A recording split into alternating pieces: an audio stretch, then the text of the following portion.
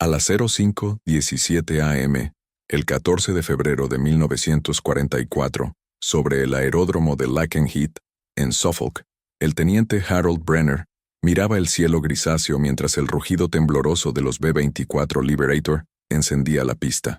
El viento frío cortaba la cara como una hoja, y el olor a queroseno recién quemado formaba una neblina pesada sobre el asfalto húmedo. Brenner, con los guantes apretados y la mandíbula rígida de cansancio, no imaginaba que esa mañana, que parecía igual a todas las anteriores, se tornaría en la pieza clave de una historia que los archivos militares llamarían más tarde un accidente táctico. Aunque los hombres que estuvieron allí sabían que había sido algo muy distinto, sabían que aquello había salvado vidas. Harold era oficialmente piloto de bombardeo asignado al 506th Bomb Squadron, pero llevaba meses volando sin descanso, viendo cómo sus compañeros no regresaban y cómo cada salida era una ruleta rusa contra la Luftwaffe. Esa mañana, mientras el sol apenas insinuaba una línea pálida detrás de las nubes, los comandos repasaban los detalles del objetivo. Un complejo ferroviario cerca de Essen, justo en la boca industrial del Ruhr. Sabían que la zona era un infierno de flak, cazas enemigos y radares capaces de detectar cualquier formación estadounidense desde más de 100 kilómetros. No era una misión, era un sacrificio anunciado. Brenner escuchó el briefing con el ceño fruncido. Había algo que no encajaba. La información meteorológica decía que una tormenta irregular sobre el canal obligaría a las formaciones a desviarse, ligeramente, hacia el sur. Era un cambio pequeño en papel, pero él sabía que, en pleno vuelo, un grado de diferencia multiplicado por cientos de kilómetros se transformaba en una pesadilla de navegación. Aún así, nadie cuestionó las órdenes. El manual era claro. Los patrones de bombardeo debían mantenerse como estaban, rígidos, previsibles, científicamente calculados. Pero ese cálculo nunca sobrevivía al cielo enemigo. A las 05:43 am, Harold subió al Liberator Glory June, un modelo B-24J con marcas de batalla en la nariz y remaches que llevaban meses soportando vibraciones extremas. El copiloto, el joven teniente Douglas Doug Merritt, apenas tenía 22 años y cargaba un miedo silencioso que intentaba ocultar tras una sonrisa forzada. Doug había perdido a su mejor amigo, Tom Bishop, 2 semanas antes, cuando un patrón de bombardeo idéntico los había llevado directo a un enjambre de cazas FVE-190, que los destruyeron en segundos. En el informe oficial, como siempre, figuraba la frase maldita, Pilot Error. Harold nunca creyó en esos informes. Sabía que no era error del piloto. Era error del sistema, error del patrón. El 506th, como la mayoría de los grupos de bombardeo, seguía una coreografía idéntica desde hacía meses. Mismo orden de aproximación, mismo ángulo de entrada, mismos intervalos de caída. Los alemanes ya habían descifrado todo. Las unidades de radar Würzburg y Freya, combinadas con los centros de dirección de cazas NAC-JAGD, habían aprendido a leer las formaciones aliadas como si fueran un libro abierto. Bastaba detectar la primera ola para predecir exactamente dónde estaría la segunda, la tercera y la cuarta. Y así, día tras día, los americanos estaban cayendo como patos en línea. A las 06:12 am, el Glory June despegó entre temblores y un estruendo metálico que vibraba en los huesos. La formación tomó altura lentamente hasta alcanzar los 18,000 pies mientras cruzaban el canal. La turbulencia era tan fuerte que los instrumentos bailaban en el panel, como si hubieran sido golpeados por un martillo invisible. Harold tenía que pelear con el timón a cada segundo. El viento empujaba el avión con violencia, desviándolo a la izquierda justo cuando el plan exigía precisión milimétrica. Fue en ese momento, apenas unos minutos después de cruzar la costa francesa, que ocurrió lo inesperado. Un error, o al menos, así lo llamaría cualquiera que estuviera leyendo la ruta sobre un mapa. Harold, intentando estabilizar el avión ante una ráfaga anómala que sacudió la formación completa, corrigió demasiado hacia el oeste. «Corrección de emergencia», murmuró, aunque sabía que estaba sobrepasando el margen autorizado. Doug lo miró, pero no dijo nada. El copiloto sabía que discutir no serviría para nada. La prioridad era no perder control, pero ese pequeño movimiento, 5 grados de diferencia, un instante de reacción humana ante un cielo impredecible, separó al Glory June y a los otros 5 aviones que seguían su señal del corredor previsto. Y entonces, algo extraño ocurrió. En el radar alemán, aquella formación dejó de comportarse como cualquier formación aliada. Los operadores de Freya en Calais y los de Würzburg cerca de Düsseldorf comenzaron a ver un patrón errático, idiota, como algunos lo describirían más tarde. Era tan irregular que no coincidía con ningún modelo conocido. No seguía la geometría rígida de la doctrina estadounidense, ni la precisión casi matemática de los bombardeos británicos. Parecía un grupo de aviones desordenado, moviéndose como si estuvieran perdidos, sin alineación ni intención. Los alemanes dudaron.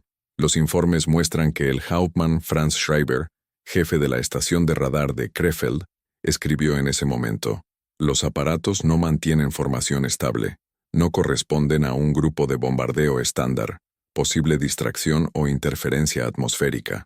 No activar interceptores hasta confirmar dirección definitiva». Es decir, no sabían qué demonios estaban viendo.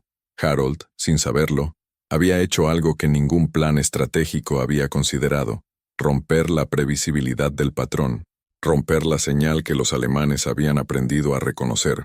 A las 07:01 am, mientras la formación desviada descendía entre cortinas de nubes, otra oleada de Liberators, esta sí siguiendo el patrón oficial, fue detectada por los radares enemigos y recibió la emboscada habitual. El cielo sobre el Ruhr se encendió en una tormenta negra de flak y cazas, gritos por radio, explosiones, fuego, el destino trágico de siempre, pero la formación de Brenner no estaba allí. Nadie los estaba esperando.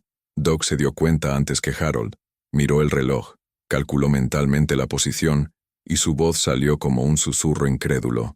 «Harold, no hay flak. No hay cazas. Es como si no existiéramos». Harold no respondió. Solo aceleró un poco más, sintiendo algo que no sentía hacía semanas. Silencio. Silencio en el cielo alemán.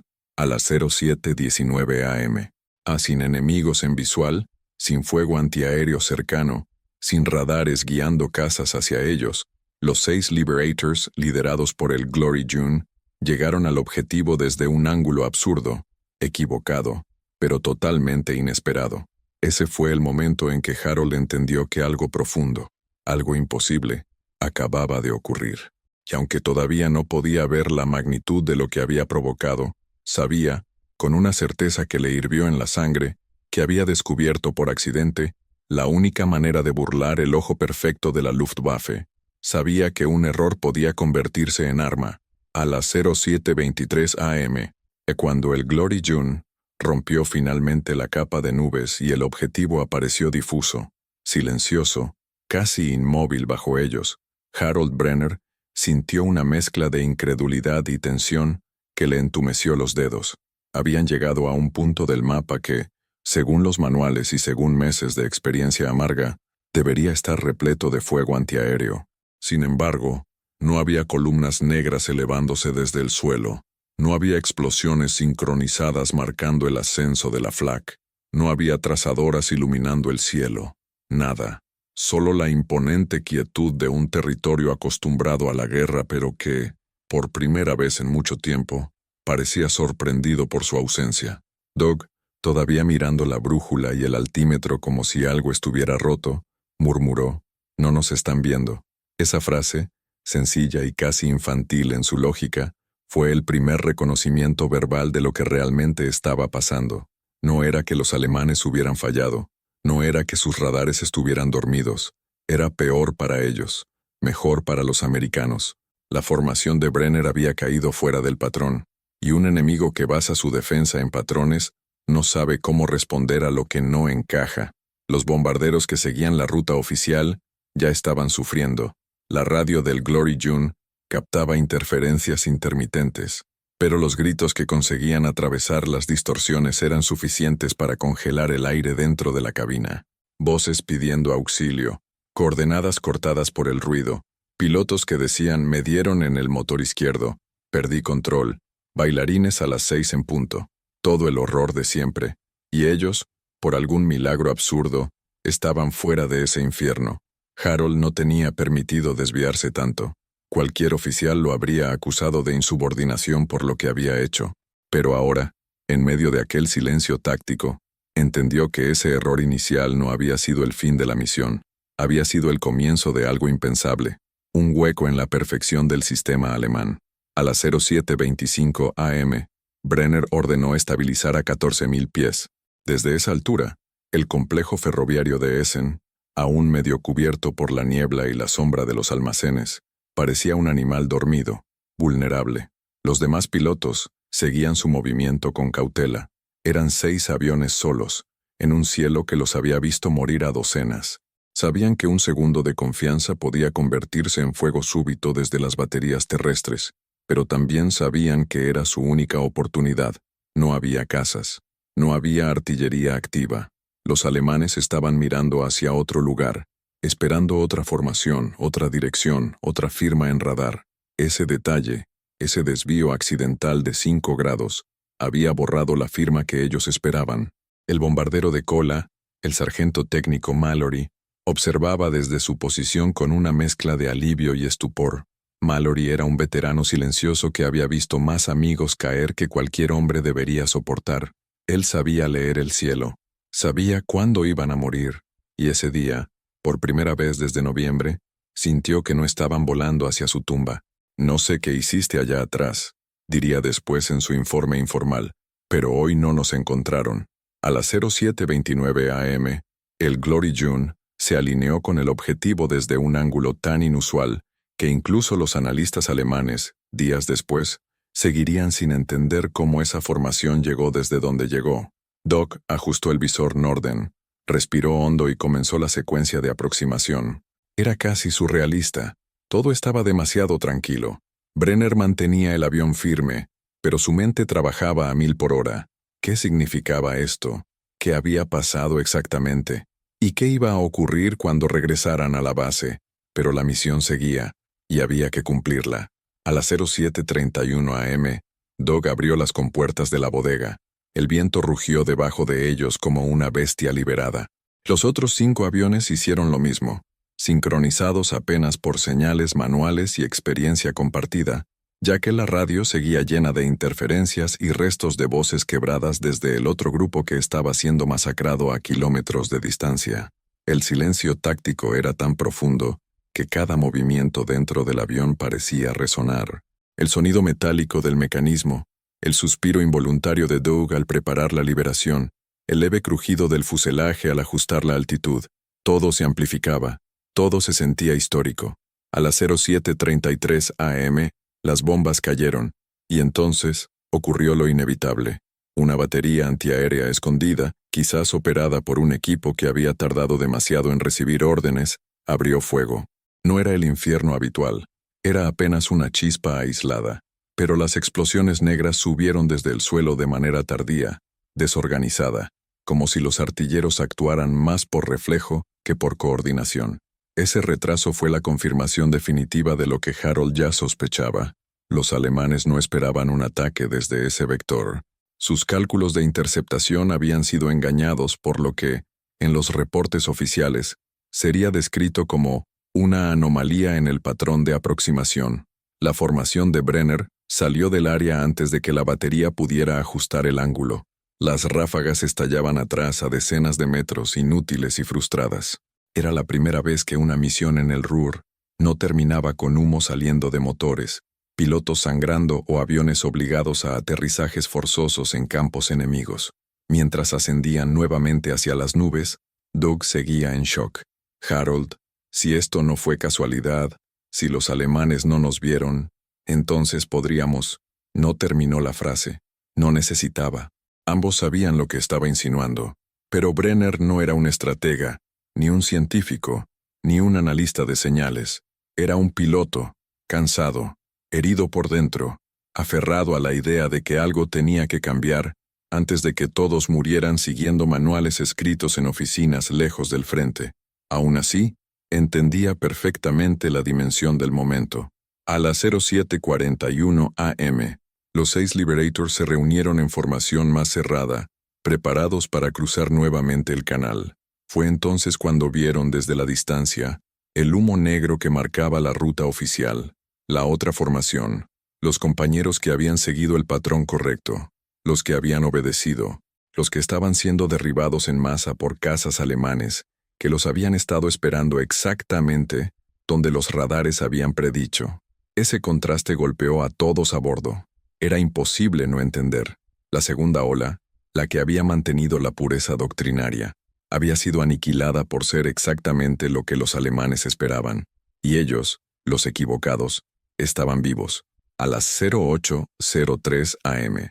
Mientras se aproximaban al canal, Harold finalmente habló, con la voz baja, casi ronca. Esto no fue suerte. Doug lo miró en silencio. Mallory, desde cola, escuchó por el intercom y asintió sin decir nada. Lo que había ocurrido no era un milagro, ni un fallo del enemigo, ni un capricho del viento. Era algo más peligroso, más poderoso.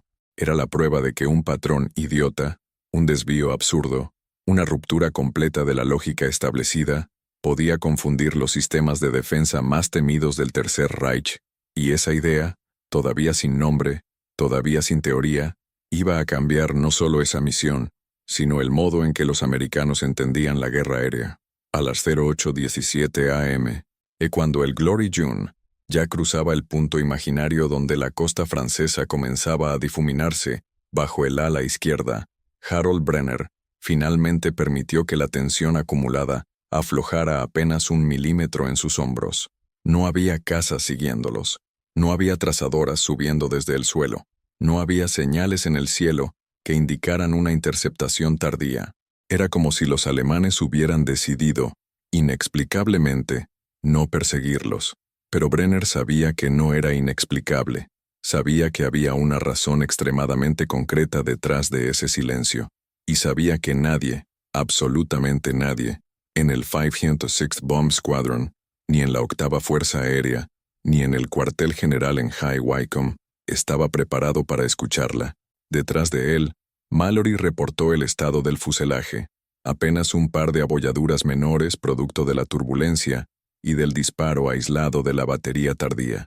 «Es la primera vez que no estoy limpiando sangre de alguien», dijo con un hilo de voz que intentaba sonar profesional, pero que dejaba entrever un alivio casi infantil. Ni un solo cristal roto, ni una sola perforación. Doug lo escuchó y tragó saliva. El copiloto llevaba meses viendo cómo los bombarderos regresaban convertidos en esqueletos de metal, con alas chamuscadas, motores humeantes y cuerpos cubiertos con mantas al descender.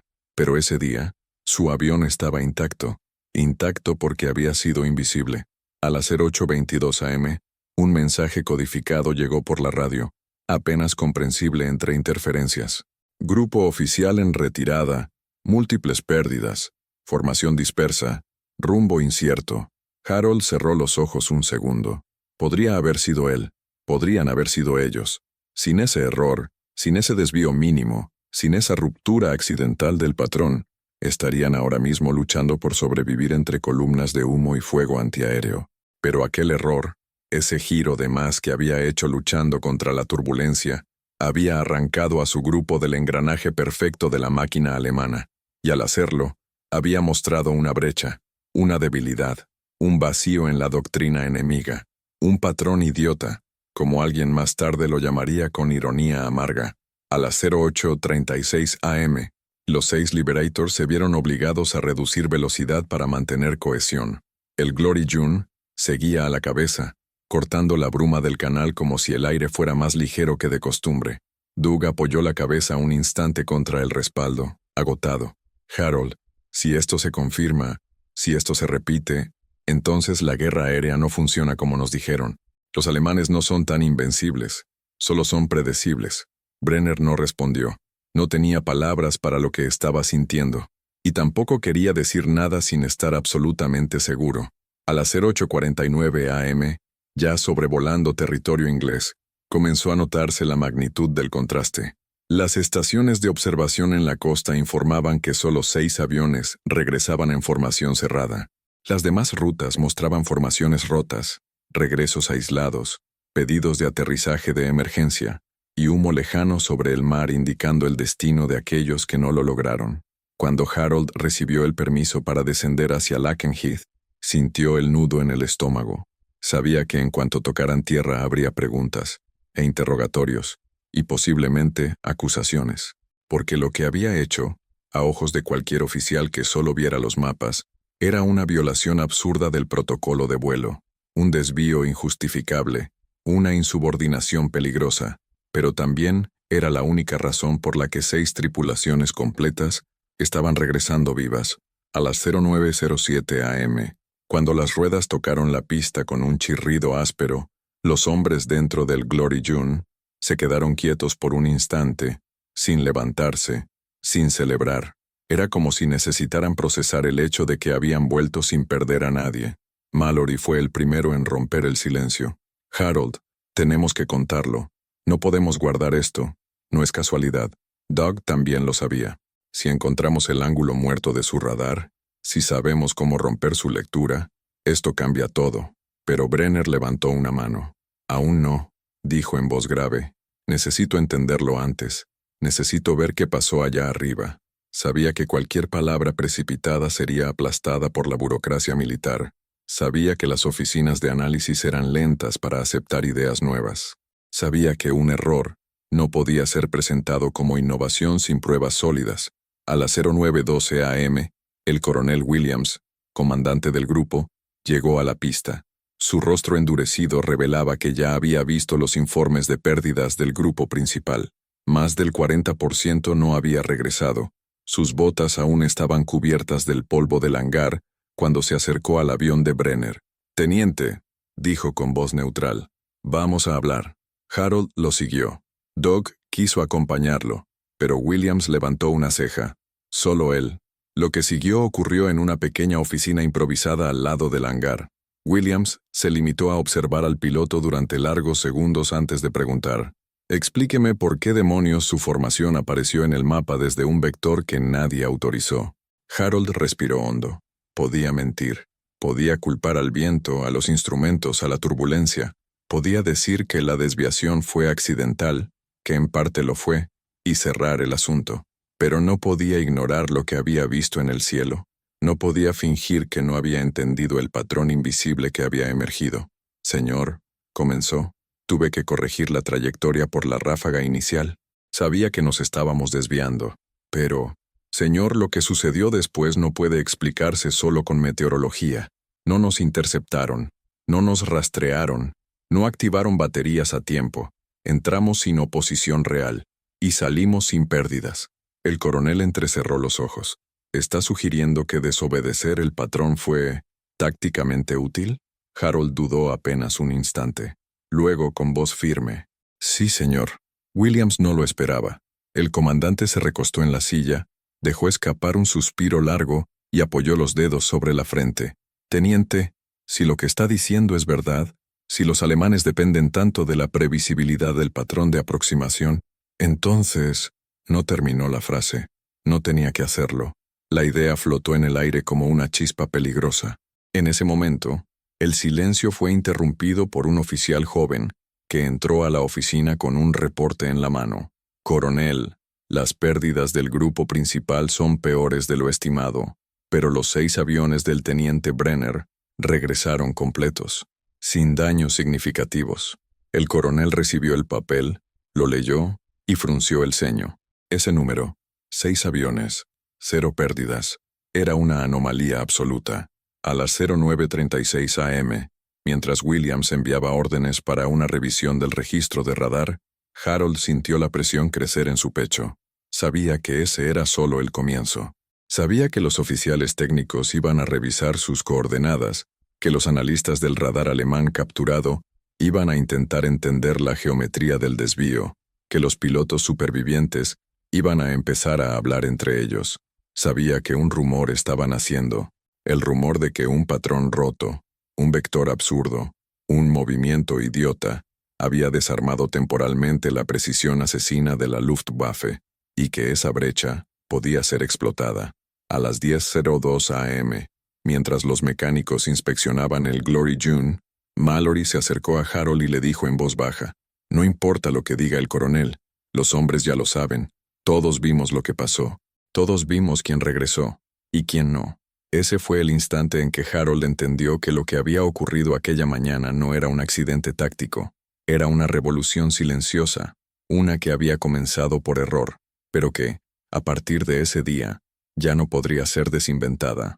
A las 11:14 a.m., mientras la actividad en Lakenheath seguía marcada por el choque entre la tragedia del grupo principal y el regreso improbable de los 6 Liberators, un equipo de inteligencia comenzó a trazar en una mesa improvisada la ruta exacta que el Glory June había seguido. Lo que encontraron, más que un desvío, parecía una provocación matemática, una curva absurda, una quiebra en la disciplina del patrón, un movimiento que ningún piloto entrenado habría considerado voluntariamente. Era, a ojos de cualquier analista doctrinario, un error, pero era también el único lugar donde el radar alemán no había reaccionado. A las 12:03 p.m., y un técnico de inteligencia llamado Leonard Cafferty, hombre meticuloso, obsesionado con diagramas y probabilidades, fue el primero en decirlo en voz alta, sin rodeos.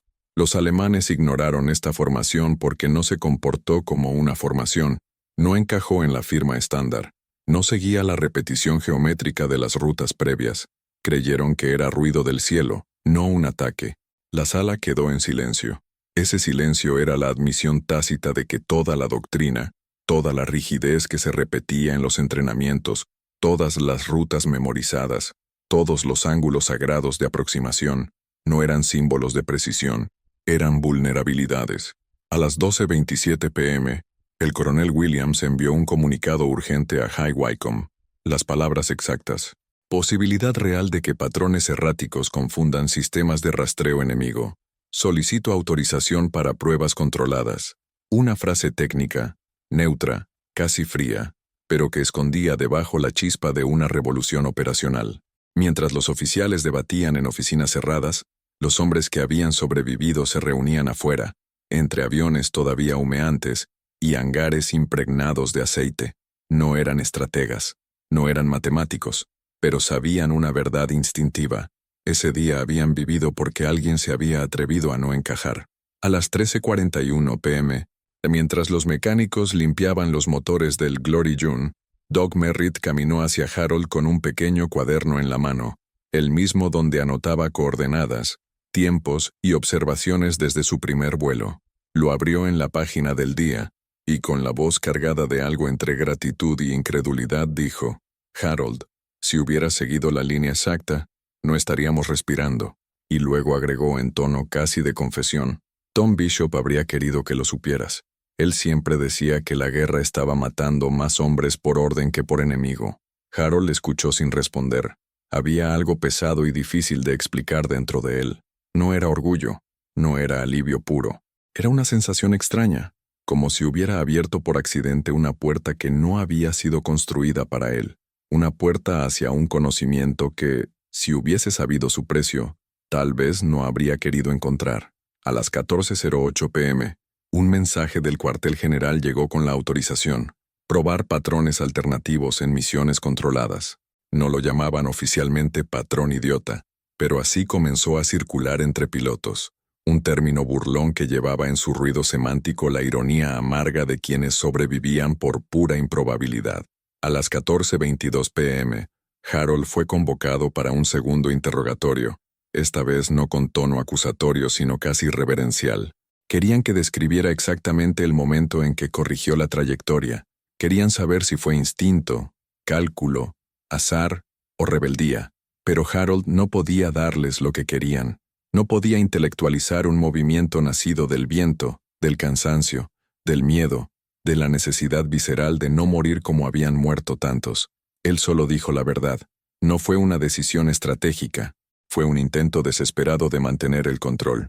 Lo que omitió, porque no sabía cómo expresarlo, fue que la guerra había alcanzado un punto donde la humanidad, con todos sus errores, era a veces más efectiva que cualquier manual. Durante las horas siguientes, ingenieros, meteorólogos y analistas comenzaron a estudiar cómo replicar aquel vacío táctico. No lo sabían entonces, pero aquella investigación sería la semilla de tácticas futuras basadas en imprevisibilidad controlada, maniobras que décadas después serían estudiadas como principios fundamentales de supresión de vigilancia. Pero mientras los documentos se escribían y los oficiales debatían, Harold Brenner estaba sentado en silencio en el borde de la cama metálica de su dormitorio, mirando las manos aún temblorosas. No se sentía héroe, no se sentía inventor, solo se sentía cansado. Cansado de ver el cielo tragarse a hombres buenos. Cansado de despedir a nombres que se volvían números en una pizarra. A las 19:54 p.m., cuando finalmente salió del dormitorio, vio al resto de su tripulación reunida afuera, algunos fumando en silencio, otros simplemente mirando el atardecer inglés. Lo recibieron con un asentimiento colectivo, nada más. No hacían falta palabras. En la guerra, los silencios tenían un peso propio. Esa noche, mientras los hangares cerraban y los motores enfriaban, el rumor comenzó a viajar de boca en boca. Brenner rompió el patrón, y los radares no lo captaron. No era científico, no era exacto, pero era suficiente para encender una esperanza peligrosa. Con el tiempo, ese rumor se convertiría en táctica, esa táctica se convertiría en doctrina, y esa doctrina salvaría cientos de vidas en los meses siguientes, cuando otras tripulaciones comenzaron a probar rutas irregulares que desarmaban por segundos la lógica del radar enemigo. Pero el nombre de Harold Brenner nunca apareció en ningún documento oficial. Después de la guerra regresó a Sacramento, abrió un pequeño taller de autos con su hermano, se casó, tuvo 2 hijos, y rara vez hablaba de 1944. Cada año, sin embargo, recibía cartas de hombres que habían volado con él aquel día. Cartas cortas, casi siempre firmadas solo con iniciales. Todas decían una versión de la misma frase. Aquel error nos dio otra oportunidad. Y así, en una historia que casi nunca se cuenta, un patrón idiota, un desvío nacido del viento, del cansancio y del instinto humano, se convirtió en una de esas innovaciones silenciosas que cambian o salvan vidas sin pedir permiso. Porque al final, las guerras nunca se ganan solo con generalidades. Se ganan con decisiones pequeñas, imperfectas, humanas, que desafían el manual y abren un espacio inesperado entre la vida y la muerte.